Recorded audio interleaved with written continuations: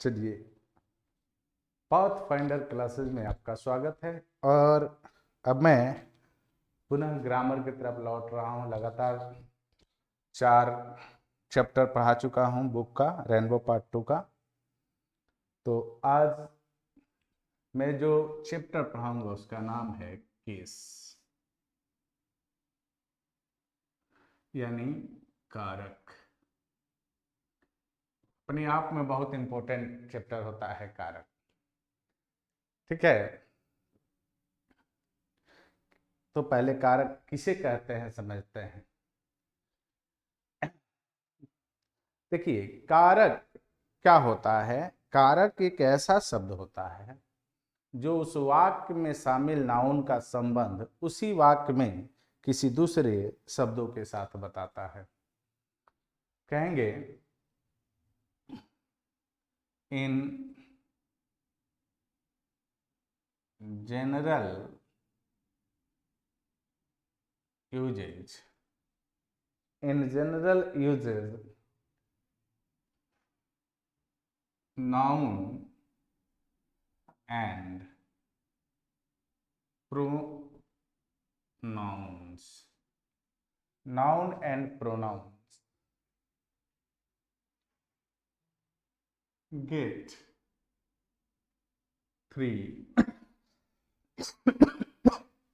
get 3 position in a sentence. Get 3 position in a sentence.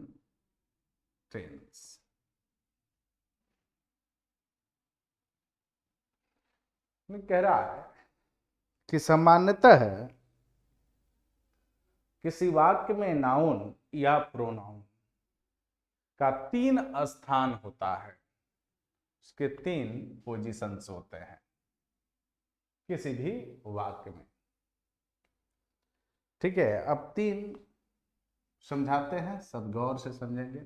एक और चीज इसके पहले लिख ले, कहते किसे हैं। Case refers the, case refers the, case refers the relation of a noun, relation of a noun और प्रोनाउन, और प्रोनाउन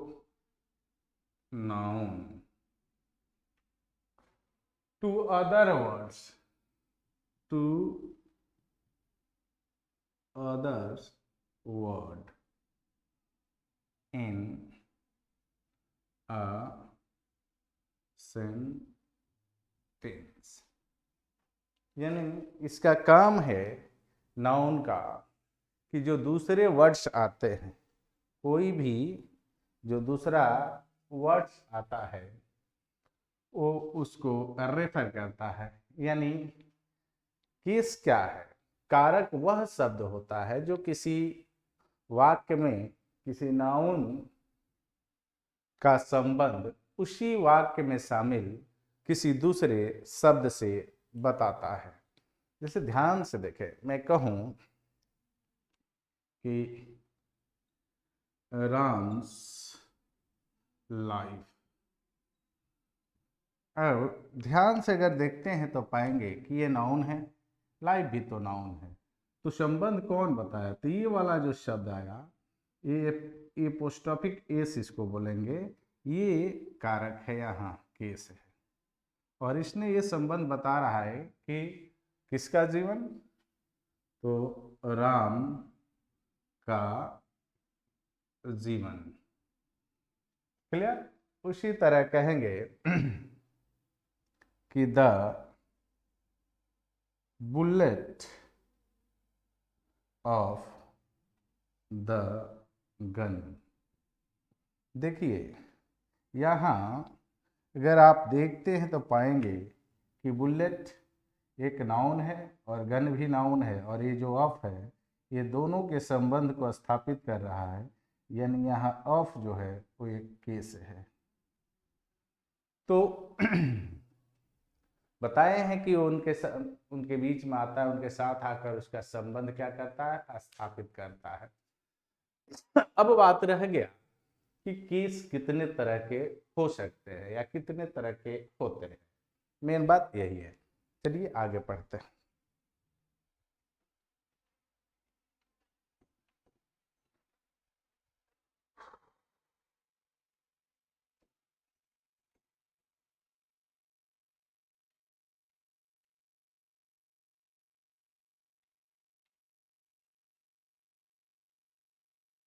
तो बहुत आप केस तो समझ गए होंगे कि केस किसको कहते हैं।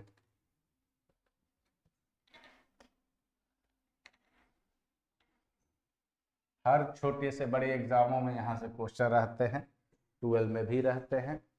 ठीक है, तो आइए पहले देखते हैं काइंड्स ऑफ केस।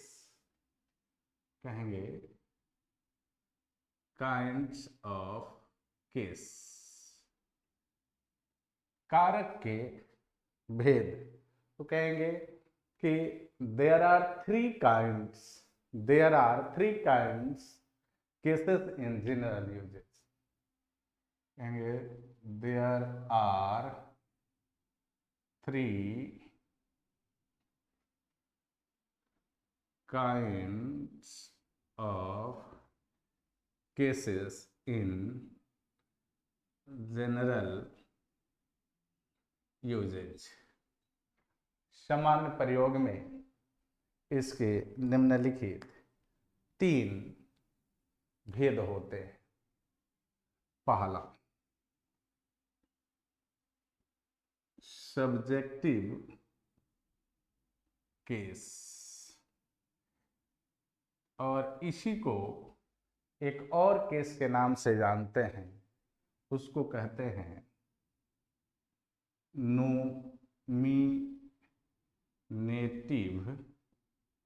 केस। वैसे इसकी हिंदी होता है कर्ता कारक।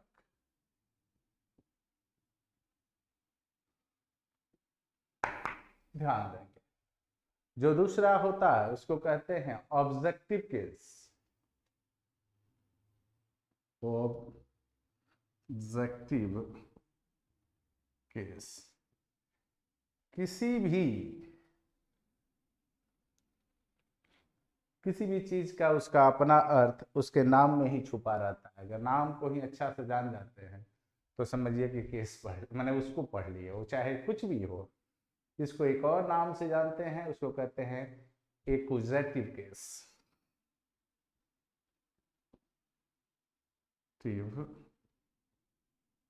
केस, ठीक है, इसको कहेंगे एक्यूजेटिव केस। इसको कहते हैं कर्म कारक। और तीसरा जो कारक है उसको कहते हैं पजेसिव केस। पजेसिव केस यानी जेनेटिव केस। क्या कहेंगे, जेनेटिव केस है ना, जेनेटिव केस। इसको कहेंगे संबंध या अधिकार बोधक कारक। ये 3 केस होते हैं, जिन 3 केस को आपको अध्ययन करना है। अब एक एक करके हमको तीनों केस को पहले पढ़ेंगे और कहाँ से क्वेश्चन आएंगे और किस टाइप के क्वेश्चन आपसे पूछे जाएंगे यहाँ, इस पर चर्चा करेंगे। तो पहले सबसे पहले हम तो शुरू करते हैं। अब सब्जेक्टिव केस किसे कहते हैं, अर्थात नॉमिनेटिव केस किसे कहते हैं। चलिए नोट बनाते चलेंगे आप। जहां कहीं भी दिक्कत हो कुछ करना नहीं है, वीडियो को पॉज कीजिए कुछ देर के लिए और इसको नोट बनाइए और दोबारा देख लीजिए अगर दिक्कत हो रहा है तो। उसके बाद भी कोई दिक्कत है तो कमेंट कीजिए। आपके कमेंट का जवाब दिया जाएगा।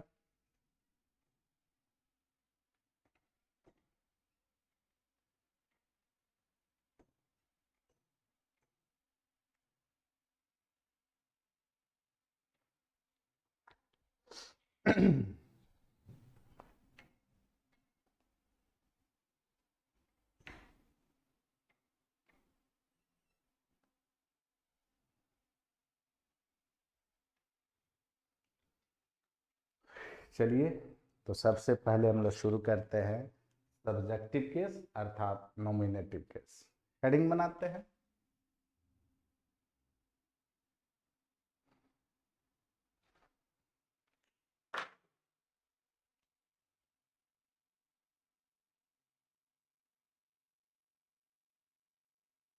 सब्जेक्टिव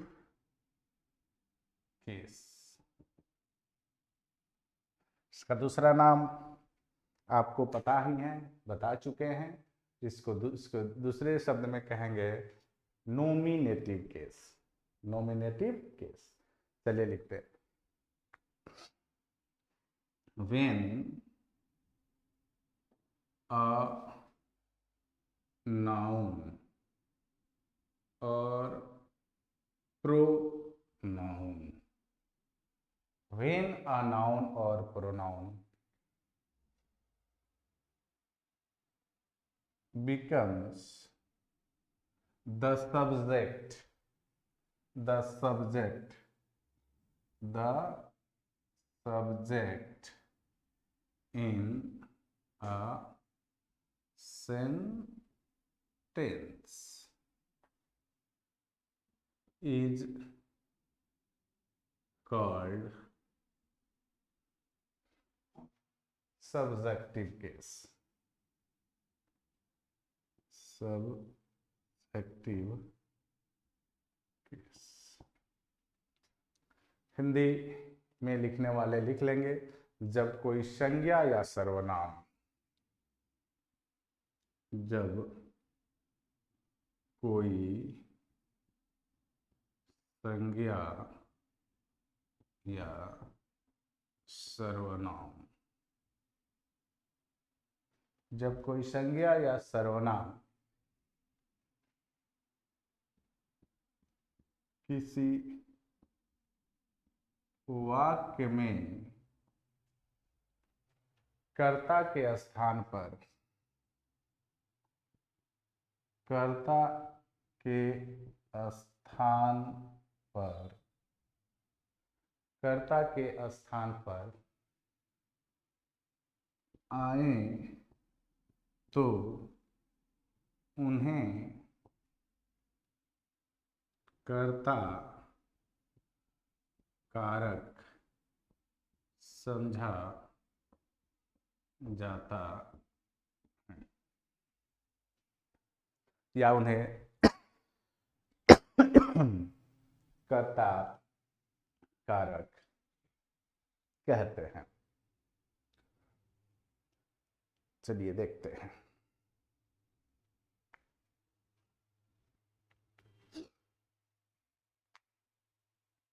जैसे मैं कहूं कि Ravi gave Mira, Ravi gave Mira a beautiful gift, a beautiful gift। चलिए, इसको पहले आप ध्यान से देखेंगे, तब आपको कुछ समझ में आएगा। यहाँ आपने क्या देखा कि ये जो है रवि एक नाउन है, और यह नाउन इस वाक्य के, ये जो वाक्य है पूरा, ये वर्ब है, इसका ये सब्जेक्ट। यानी अगर आपसे पूछा जाए कि यहाँ रवि क्या है, तो कहेंगे कि रवि सब्जेक्ट है। और इसी को पूछा जाए कि किस केस में है, तो आप कहेंगे कि यह एक सब्जेक्टिव केस में है। क्लियर? एक और देख लेते हैं क्या है। जैसे मैं कहूँ कि they play cricket in the evening. ध्यान से देखिए, अगर बात करें तो दे एक प्रोनाउन है, और दूसरी बात करें तो ये इसका वर्ब है, और वर्ब का सब्जेक्ट की बात करें तो दे है। और फिर पूछा जाए आपसे कि दे यहाँ किस केस में है, तो आप कहेंगे कि ये सब्जेक्टिव केस में है। क्यों? क्योंकि यह सब्जेक्ट के स्थान पर आ रहा है। क्लियर है? चलिए एक नोट सीखिए। ये नोट में मैं जो बताने जा रहा हूं कि किसी वाक्य से, यानी किसी वाक्य से प्राय मैंने सब्जेक्ट जानना हो तो क्या करें, कैसे हम पहचानेंगे कि ये सब्जेक्ट है। और जब सब्जेक्ट है तो जाहिर सी बात है कि वो नाउन होगा या प्रोनाउन, तब उसको हम कह पाएंगे कि वो सब्जेक्टिव केस में है या किस केस में है, यानी जिस स्थान पर होगा वही उसका केस हो जाता है।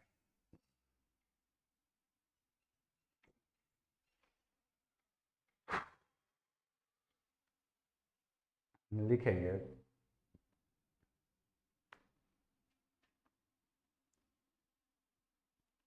किसी वाक्य में प्रायः, किसी वाक्य में प्रायः हु, कौन, या व्हाट, या व्हाट, क्या से प्रश्न करने पर जो जवाब आता है, जो उत्तर प्राप्त होता है, वही उस वाक्य का सब्जेक्ट होता है। पहले प्रश्न कर लेंगे तब आपको क्लियर हो जाएगा। ठीक है, जैसे कहें कि रवि प्लीज क्रिकेट। अब हमें जानना है कि इस वाक्य में सब्जेक्ट क्या है, तो who does play cricket, answer आ जाएगा रवि। जब रवि आ गया तो देखेंगे इस वाक्य में रवि किस स्थान पर है, तो सब्जेक्ट है, अर्थात इस सब्जेक्टिव केस में आएगा, इसे कहेंगे सब्जेक्टिव केस। क्लियर हुआ? क्योंकि अब सब्जेक्टिव केस यहाँ खत्म हुआ और अब हम बात करेंगे ऑब्जेक्टिव केस की। क्लियर है? चलिए तो आगे बढ़ते हैं इसी के साथ।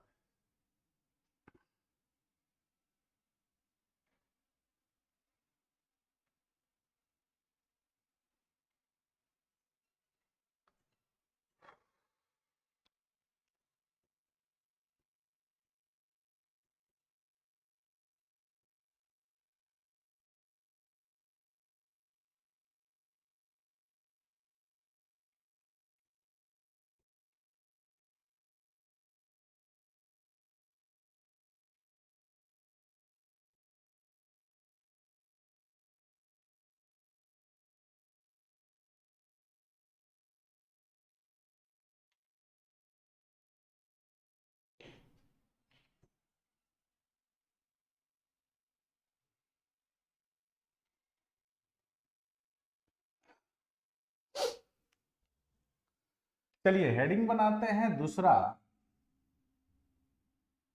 Objective case. इसका भी दूसरा नाम है जिसको कहा जाता है एक्यूजेटिव केस। तो क्लियर हो गया, पहले इसको लिख देते हैं। व्हेन अ नाउन और pronoun becomes, when a noun or pronoun becomes the object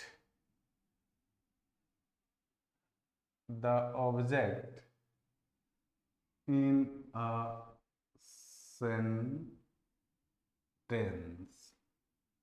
is called in objective case।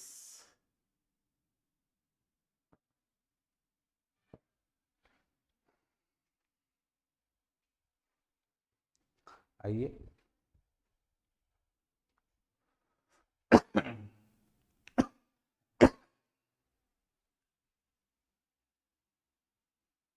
जब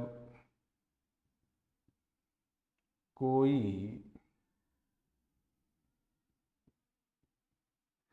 संज्ञा या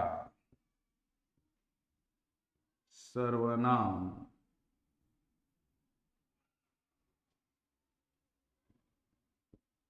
किसी वाक्य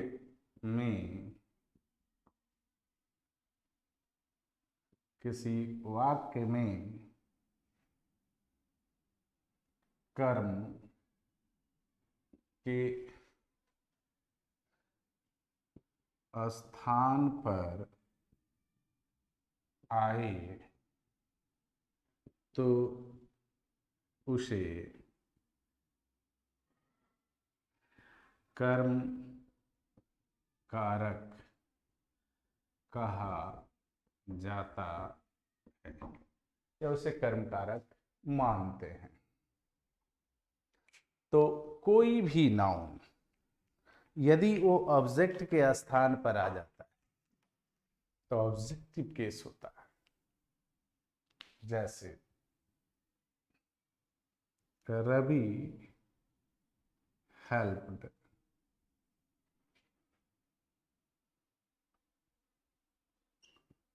कृष्णा इन ट्रबल। कह रहा है कि Ravi helped Krishna in trouble. अब ध्यान से देखिए तो दो नाउन है इसमें से, रवि भी है और एक कृष्णा भी है। तो इस वाक्य का ये जो है वो सब्जेक्ट है, यानी ये वाला नाउन सब्जेक्टिव केस हो गया और ये हो गया वर्ब। और वर्ब के बाद जो ऑब्जेक्ट आता है तो ये कृष्णा जो नाउन है वो ऑब्जेक्टिव केस में हो जाएगा क्योंकि ये यहाँ ऑब्जेक्ट का काम कर रहा है। तो ये जो यहाँ कृष्णा है वो ऑब्जेक्टिव केस में है।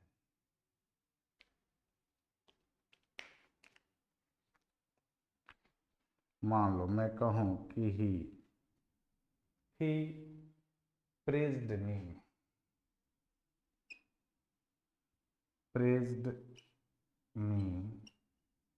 in public, praised me in public। अब ध्यान दो, फिर अगर पाते हैं तो पाएंगे कि ये वर्ब है, वर्ब के इधर वाला सब्जेक्ट और इधर वाला ऑब्जेक्ट। तो यहाँ क्या कहेंगे, जो मी है वो ऑब्जेक्टिव केस में है। तो और मी क्या है यहाँ, तो ऑब्जेक्ट है और प्रोनाउन भी है। क्लियर हुआ। तो आगे बढ़ते हैं। अब किसी वाक्य से ऑब्जेक्ट को निकालना हो तो क्या करेंगे। फिर कौन सा ऐसा कोई ट्रिक है या कुछ है जिससे हम लोग किसी वाक्य से ऑब्जेक्ट को आसानी से निकाल सकें। तो आइए देखते हैं।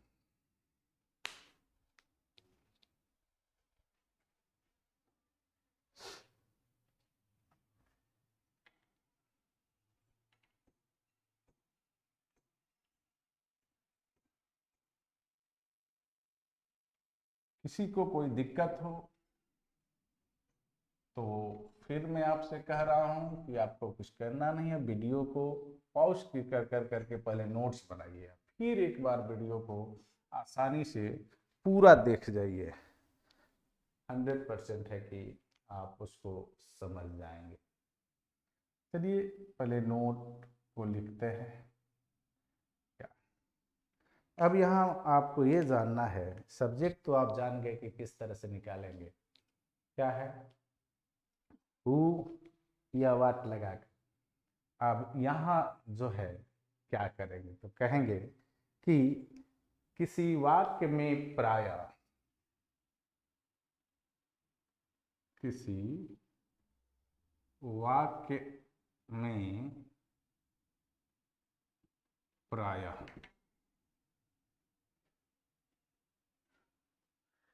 व्हाट, हूँ या फॉर हूँ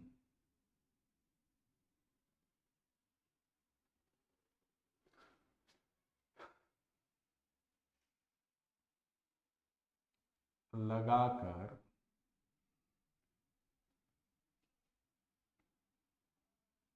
प्रश्न करें और जो उत्तर आएगा वह उस वाक्य का ऑब्जेक्ट होगा। क्लियर? तो ये था आपके ऑब्जेक्टिव केस। तीनों केस आज हम आपको पहले पढ़ाएंगे, उसके बाद आगे की कहानी जो है, जहाँ से हमको बहुत सारी चीज़ों को ध्यान देना है, उसको ध्यान देंगे।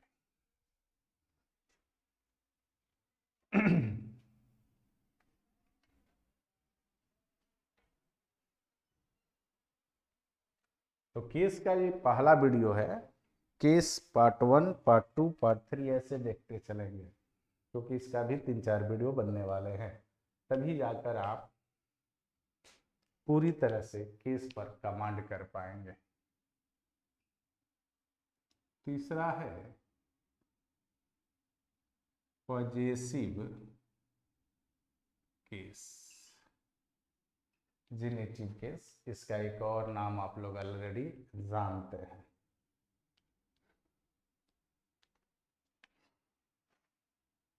कहेंगे कि व्हेन अ नाउन और प्रोनाउन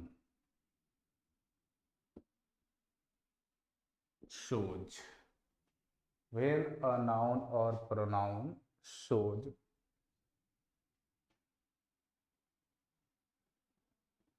possession over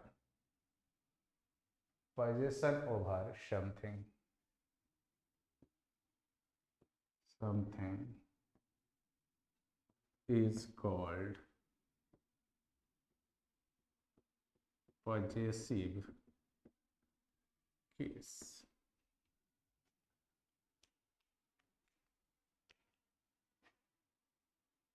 जब कोई संज्ञा या सर्वनाम, जब कोई संज्ञा या सर्वनाम किसी पर अपना अधिकार या संबंध बताता है, संबंध बताता है तो उसे पॉजेसिव केस में होना समझा जाता है।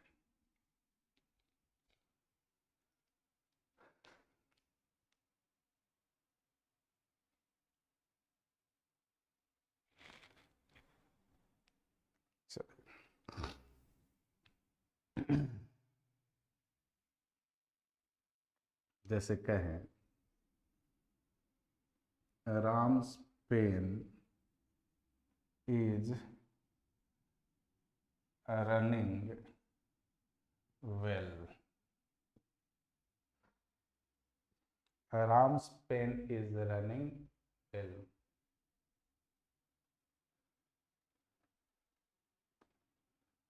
माई वर्किंग स्टाइल is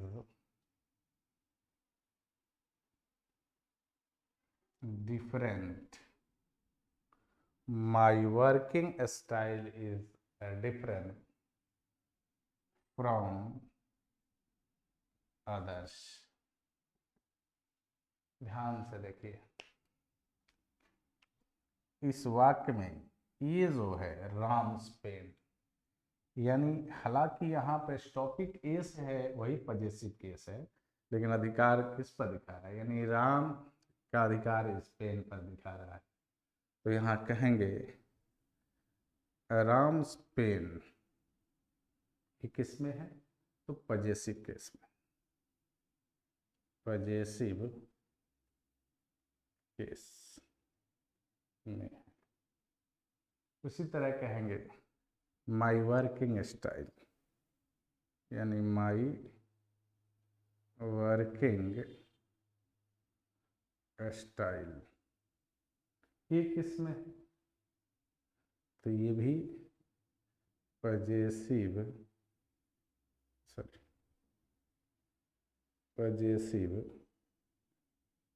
केस में है। तो ये था आपका आज का वीडियो, जिसमें मैंने आपको केस किसे कहते हैं और केस के कितने भेद होते हैं, ये सारी बातें बताई। लेकिन अभी मत समझिए कि केस हम लोग पढ़ लिए, नहीं, ये तो पहला वीडियो है केस में, अभी जस्ट आप केस को समझे हैं। अभी तो केस में बहुत सारी चीजें हैं, जहाँ से प्रश्न पूछेगा वहां तक हम लोग गए ही नहीं। अब आगे आपको नेक्स्ट वीडियो में, यानी केस 2 में, मैं इसके बारे में बहुत सारी चीजें बताऊंगा जहां से प्रश्न पूछे जाते हैं। ये तो सिर्फ जानकारी हुई कि केस कहते किसे हैं। आपको एक बार कह दूं मैं कि आप अगर इस वीडियो को देख रहे हैं तो सब्सक्राइब कीजिए चैनल को, नए हैं तो, और अपने दोस्तों में शेयर कीजिए ताकि सबको इसका फ़ायदा मिलना चाहिए। फिर मिलते हैं अगले वीडियो में, तब तक के लिए गुड बाय, गुड लक।